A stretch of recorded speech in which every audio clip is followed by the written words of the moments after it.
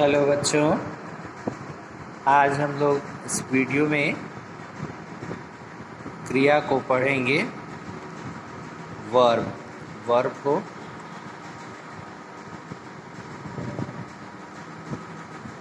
ऊपर दिए चित्रों को ध्यानपूर्वक देखिए कि इसमें क्या क्या क्रियाएं की जा रही हैं।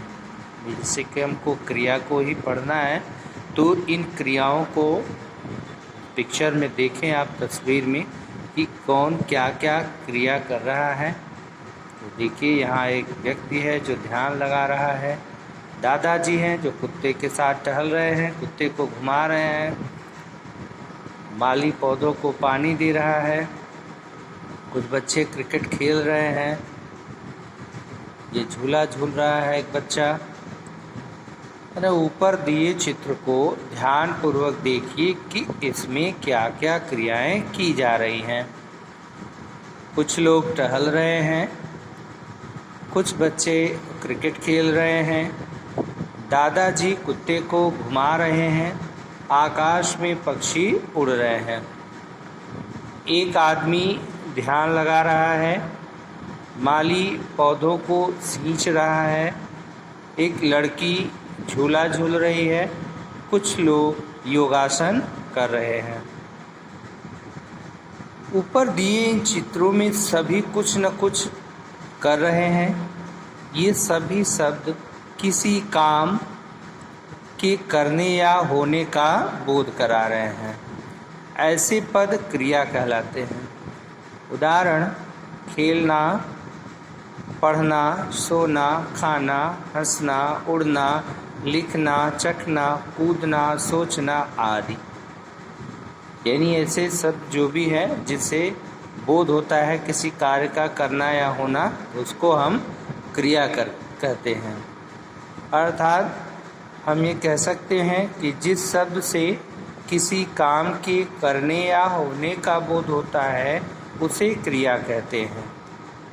जिस शब्द से किसी काम के करने या होने का बोध होता है उसे हम क्रिया कहते हैं। धातु। धातु क्या है, आइए समझते हैं इसको। क्रिया का मूल रूप धातु कहलाता है। क्रिया का ही जो मूल रूप है वह धातु कहलाता है। अर्थात क्रिया के अनेक रूपों में जो अंश समान रूप से मिलता है उसे क्रिया की धातु कहते हैं। उदाहरण देखिए, कह रहा है कि अनेक रूपों में, क्रिया के अनेक रूपों में जो अंश समान मिलता है, यानी कोई भी रूप हो लेकिन कुछ अंश उसमें क्या है, एक समान रहेगा, तो उसको हम धातु कहते हैं, क्रिया की धातु कहते हैं। उदाहरण देखिए, जैसे मैंने खाना खाया, मैं खाना खा चुका, मैं खाना खा रहा हूँ। ठीक है। राधा ने पुस्तक पढ़ी, राधा पुस्तक पढ़ेगी, राधा पुस्तक पढ़ती है। देखिए, इसमें जो है खा जो है, खा इसमें भी है, इसमें भी है, इसमें भी। रूप अलग अलग है। खाना खाया, खाना खा चुका, खाना खा रहा हूँ। लेकिन जो खा शब्द है वह तीनों में जो यहाँ पे कह रहा है कि क्रिया के अनेक रूपों में जो अंश, यानी जो अंश समान रूप से मिलता है, तो जो अंश, तो वह अंश क्या है, वह खा है। इसमें भी है और इस सेंटेंस में भी है और इस सेंटेंस में भी है। और इसमें जो है पढ़ी, पढ़ेगी और पढ़ती है, यानी इसमें पढ़, तीनों में जो है अंश रूप जो है क्या है, पढ़ है। तीनों वाक्यों में है।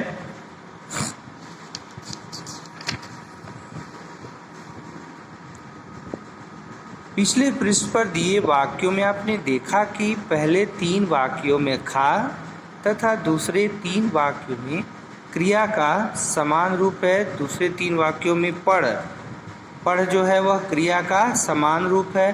अतः खा और पढ़ क्रिया का धातु रूप है, जो मैंने आपको पहले ही बताया है कि तीनों में देखिए सभी रूपों में जो अंश मिलते हैं समान रूप से, तो पहले में खा और दूसरे में पढ़, अतः खा और पढ़ क्रिया का धातु रूप है। इसी को हम धातु रूप कहते हैं। क्रिया का धातु। इसमें ना जोड़ने से क्रिया का सामान्य रूप बनता है। जैसे हंस है, लिख, ये धातु रूप है, मूल रूप है, और यह सामान्य रूप यानी ना जुड़ गया है इसमें। हंसना, लिखना, सोना, देखना। क्रिया के भेद। क्रिया के दो भेद होते हैं। क्रिया कितने भेद होते हैं? दो भेद। कौन कौन? पहला अकर्मक क्रिया और दूसरा सकर्मक। अकर्मक यानी कर्म रहित और सकर्मक यानी कर्म के साथ। देखिए पहला अकर्मक क्रिया, जिस क्रिया में कर्म नहीं होता, यानी जिस क्रिया में अकर्मक यानी कर्म रहित, तो जिस क्रिया में कर्म नहीं होता उसे अकर्मक क्रिया कहते हैं।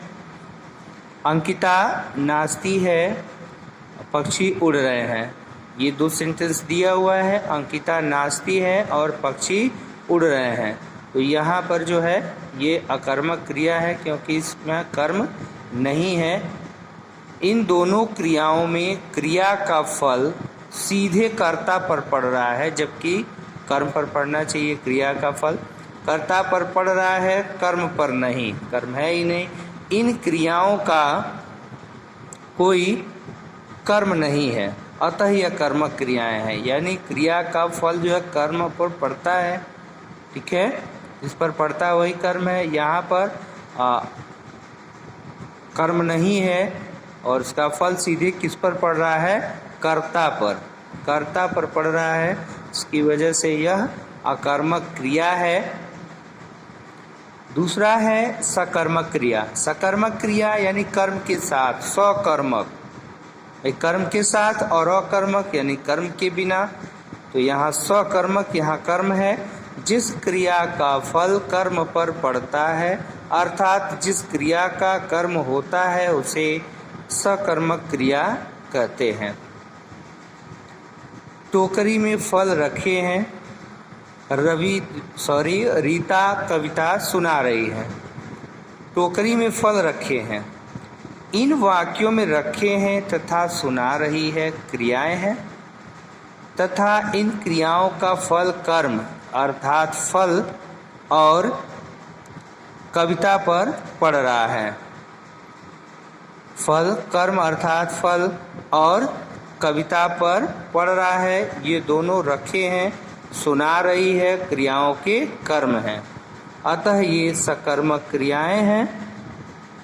सकर्मक क्रिया के दो भेद होते हैं। सकर्मक क्रिया के दो भेद होते हैं। कौन कौन? देखिए, एक कर्मक और द्विकर्मक। अब यहाँ कर्म आप पढ़े हैं और सकर्मक क्रिया को कर्म के साथ होती है क्रिया, क्रिया के साथ कर्म होता है सकर्मक में।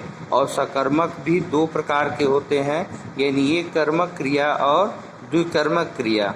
अब एक कर्मक क्रिया क्या है, आइए देखते हैं पहले। एक कर्मक क्रिया, जिस वाक्य में क्रिया का केवल एक कर्म होता है उसे एक कर्मक क्रिया कहते हैं। यानी जिस वाक्य में क्रिया का केवल एक ही कर्म होता है, नाम से ही पता चल जा रहा है एक कर्मक क्रिया, यानी एक कर्म के साथ क्रिया केवल एक कर्म होता है उसे एक कर्मक क्रिया कहते हैं। इसमें क्रिया से क्या प्रश्न करने पर उत्तर मिलता है। उदाहरण देखिए, मुर्गी दाना चुग रही है, बिल्ली दूध पी रही है। अगर हम प्रश्न करते हैं मुर्गी दाना चुग रही है, इसमें जानने के लिए प्रश्न करते हैं तो कहेंगे कि मुर्गी क्या चुग रही है, तो उत्तर हमको मिलता है क्या? दाना। दाना चुग रही है। बिल्ली दूध पी रही है, बिल्ली दूध पी रही है। क्या पी रही है? उत्तर मिला हमको दूध, बिल्ली दूध पी रही है। इसलिए यह क्या है? एक कर्मक क्रिया है। अब द्विकर्मक क्रिया, जिस वाक्य में क्रिया के दो कर्म होते हैं उसे द्विकर्मक क्रिया कहते हैं। नाम से ही पता चल जा रहा है कि यहाँ द्विकर्मक यानी दो कर्म की क्रिया है, उसे द्विकर्मक क्रिया कहते हैं। इसमें क्रिया से क्या तथा किसको का प्रश्न करते हैं। देखिए यहाँ सिर्फ क्या प्रश्न किए हैं, एक कर्मक क्रिया थी, यहाँ द्विकर्मक है, तो यहाँ क्रिया से क्या तथा किसको प्रश्न करेंगे जानने के लिए। आइए उदाहरण देखते हैं। माली पौधों को पानी दे रहा है, नर्स रोगी को दवा पिलाती है। माली पौधों को पानी दे रहा है और नर्स रोगी को दवा पिलाती है। अब क्या पिलाती है? दवा पिलाती है। किसको पिलाती है? रोगी को पिलाती है। कौन पानी दे रहा है? माली दे रहा है। किसको दे रहा है? पौधों को दे रहा है।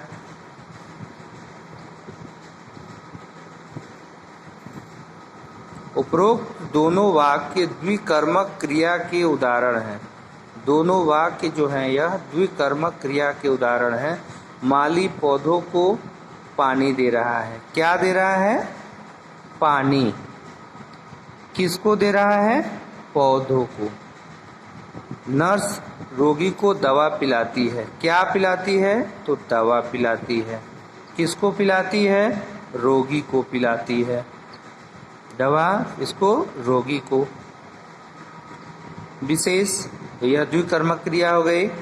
विशेष क्या है? ध्यान रहे, द्विकर्मक क्रिया में दो कर्म होते हैं। एक कर्म क्रिया के समीप होता है और दूसरा क्रिया से अपेक्षाकृत दूर होता है। मुख्य कर्म कारक चिन्ह रहित होता है तथा गौण कर्म कारक चिन्ह सहित होता है। उदाहरण, माली पौधों को पानी देता है। इस वाक्य में क्रिया का मुख्य कर्म क्या है? पानी है तथा पौधों को गौण कर्म है। पौधों को गौण कर्म है। अब प्रयोग की दृष्टि से क्रिया के भेद, यानी ये तो थे क्रिया के भेद। क्रिया के भेद, दो भेद, सकर्मक क्रिया, कर्मक क्रिया, और अभी हम पढ़ रहे थे सकर्मक क्रिया। सकर्मक क्रिया भी दो प्रकार की होती है, वह एक कर्मक और द्विकर्मक। एक कर्मक यानी एक कर्म होता है और द्विकर्मक में दो कर्म के साथ होती है क्रिया। अब हम पढ़ते हैं प्रयोग की दृष्टि से क्रिया के भेद। प्रयोग की दृष्टि से क्रिया के कितने भेद होते हैं? देखिए, पहला जो है सामान्य क्रिया। क्रिया का सामान्य या सरल रूप सामान्य क्रिया कहलाता है। उदाहरण, मीरा ने आइसक्रीम खाई, बाग में फूल खिला। खिला और खाई। संयुक्त क्रिया, जब एक से अधिक क्रियाओं का प्रयोग एक क्रिया के रूप हो तो उसे संयुक्त क्रिया कहते हैं। कह रहा कि जब एक से अधिक क्रियाओं का प्रयोग एक क्रिया के रूप हो तो उसे एक संयुक्त क्रिया कहते हैं। उदाहरण, मीरा ने आइसक्रीम खा ली। प्रियांशी किताब पढ़ चुकी।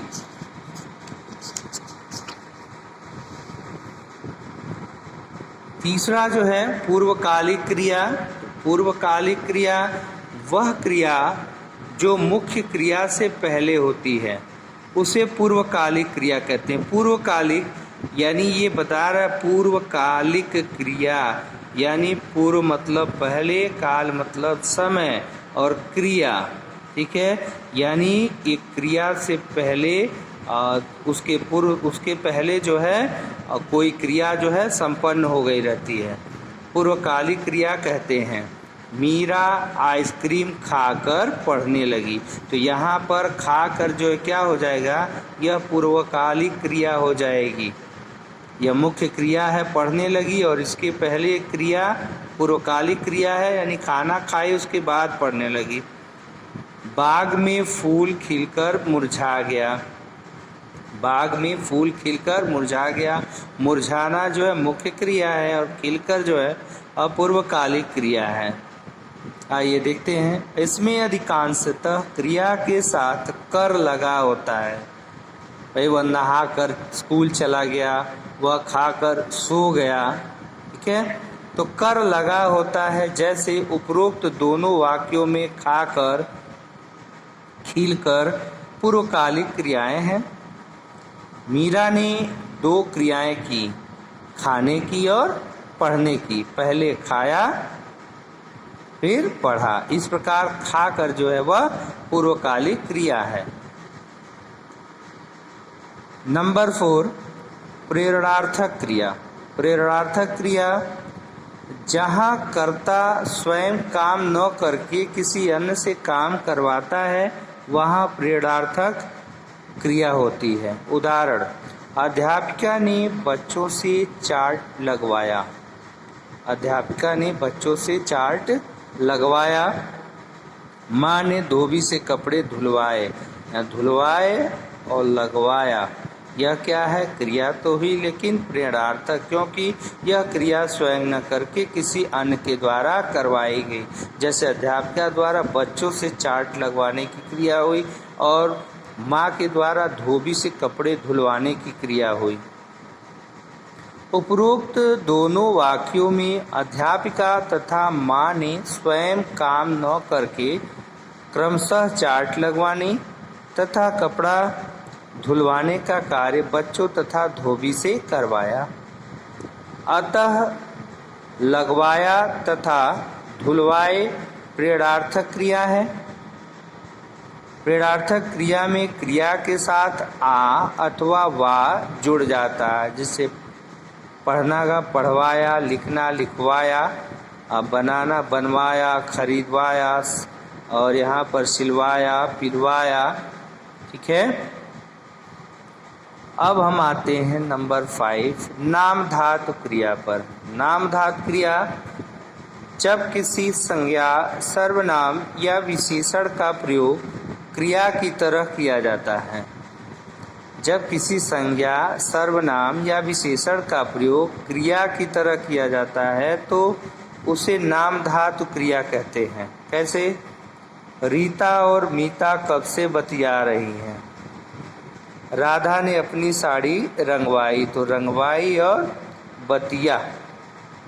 ठीक है। उपरोक्त दोनों वाक्यों की क्रियाएं बतिया तथा रंगवाई क्रमशः बात तथा रंग से बनी है, इसलिए इसे नाम धातु क्रिया कहते हैं। यह नाम धातु क्रिया कहलाती है। ठीक है।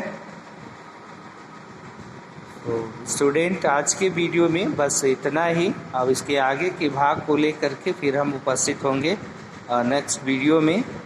तो स्टूडेंट, तब तक के लिए टेक केयर, बाय बाय।